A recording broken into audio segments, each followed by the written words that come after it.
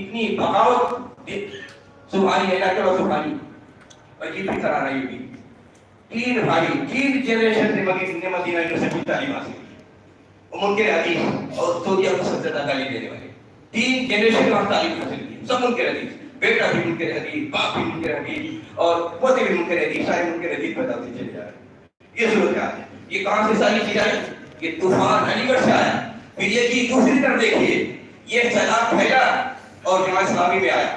پھر اس کے بعد دوسرا گروپ جو پیدا ہوا, اس کا غامدی کا گروپ پیدا ہوا, جو سب سے بڑا سڑیل قسم کا آدمی قرآن صغیر میں ہے اور سب سے بڑا ملحد قسم کا آدمی ہے. یہ اسی کامینہ اسلائی کا شاگرد ہے. اس کے سوا وہی سر علی گڑھ سے اسلم چہراج بھوری نے وہاں تعلیم دی, وہاں سے تعلیم سیکھا. جبکہ مولانا سلامت اللہ صاحب چہراج بھوری جو میاں صاحب کے شاگرد تھے اور وزیر تعلیمات تھے سیدھی حسن بھوپال کے ریاست میں, لیکن بیٹا ایسا نکلا وہاں سے اس نے انکار حدیث کا تعلیم لی سر سید کی درسگاہ سے, اور اس نے غلام محمد پرویز کو پیدا کیا.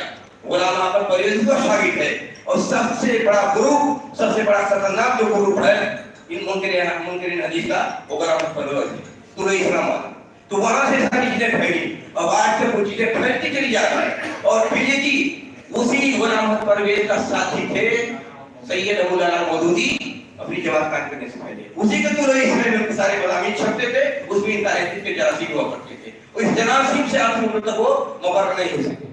جیل میں تھے 1952 میں نکلے جیل سے, اور یا 56 میں, اور سب سے پہلے تقریر یہی جملہ تھا کہ کون کہلاتا ہے کلمہ آدمی بخاری کی ساری حدیثیں صحیح ہے. وہی پہلا جملہ تھا. سوال یہ ہے آپ کی عقل شریف کہے گی کہ اصول و ضابطے کہیں گے یا اصول و ضابطے کی بنیاد پر آپ دیکھیں گے کہ کون حدیث صحیح ہے کون سی حدیث غلط ہے, کہ آپ فیصلہ کریں گے. تو یہ انکار حدیث. پھر یہ کہ اسی علی گڑھ سے مستشرقین پیدا ہوئے, انہی سے سیکولر پیدا ہوئے, وہیں سے ملحد پیدا ہوئے, وہیں کمیسٹ پیدا ہوئے. بر صغیر میں سب سے پہلے بے پردگی وہیں سے شروع ہوئی. عبداللہ بابا عبداللہ جن کو کہتے ہیں, جو عبداللہ گرلز کالج کے بانی ہیں, ان کی بیٹی رشید صاحب جہاں سب سے پہلے کمیونزم اختیار کیا اس نے, اور سب سے پہلے بر صغیر میں بے پردگی وہاں سے شروع ہوئی. یہ ساری چیزیں سلبیات ہیں, لیکن جو ایجابیات ہیں ان کا انکار بھی نہیں. لیکن سب سے یہ تھوڑی اور سے بڑا کوئی آدمی ہو, جب شریعت کے اس جانچا جائے گا پھر کہا جائے گا یہ غلط ہے. کسی کی عظمت, کسی مادی ترقی, کسی کی بڑائی اس کو یہ حق نہیں دے سکتی ہے اس کو کہا جائے کہ آپ شریعت سے اصول ضابطے سے مستثنا, یہ آپ کو ماننا پڑے گا, طے کرنا پڑے گا. آج اتنی زیادہ آج بھی انکار حدیث کے اثرات علی گڑھ میں ہر شعبے میں ہر جگہ موجود ہیں, حتیٰ کہ شہر میں اس کے اثرات موجود ہیں کہ جس سے بات کرو, کسی مولوی سے بات کرو, عام آدمی بات کرو, حدیث پر حدیث کا کیا ہے. تو یہ انکاری حدیث کے اتنے اثرات پھیلے وہاں سے 80%. تو یہ تو ان کا کیا نام کچا چٹنی کا سر سید تھا. سر سید نے دینی خدمت کی, سر تقریر. سر سید نے غریب تھے, مانتے ہیں. سر سید مخلص تھے, کوئی شک نہیں. سر سید صحیح ترین آدمی تھے, کوئی شک نہیں. لیکن سر سید نے قرآن کی نصوص کے ساتھ کھلواڑ کیا ہے, مجرم ہے.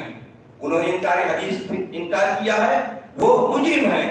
انہوں نے محمد کو غلام بنانے کی کوشش کی ہے مستشرقین کی بنیاد پر. اچھا, سب سے بڑا جو یہ بھی ہے کہ تو قومی نظریہ ہندوستان میں جو دو قومی نظریہ پیدا ہوا اور دو قومی نظریے کی بنیاد پر ملک ٹکڑے ہوا اور مسلمان تحس نحس کر دیے گئے, اس کی بنیاد بھی مستشرقین نے علی گڑھ میں رکھی. اور سر سید نے کانگریس کے مقابلے میں مسلم ایجوکیشنل کانفرنس قائم کی اور وہاں سے مستشرقین کھیل کرتے رہے. اور ان کے بعد محسن الملک وقار الملک تک کو اپنے گرفتاری میں رکھا اور آزاد سیاست کی سوچ نہیں پیدا ہونے دی. اس کا خمیازہ یہ ہوا کہ اسی علی گڑھ سے ملک تقسیم کرنے کے لیے پورے گروہ اٹھے, پورے ہندوستان میں پھیل کر کے ملک ٹکڑے کرا دیا اور 10 لاکھ لوگ مارے گئے اس میں. اور کتنی بے عزتیاں ہوئی, کتنی عصمتیں اوپری جگہ.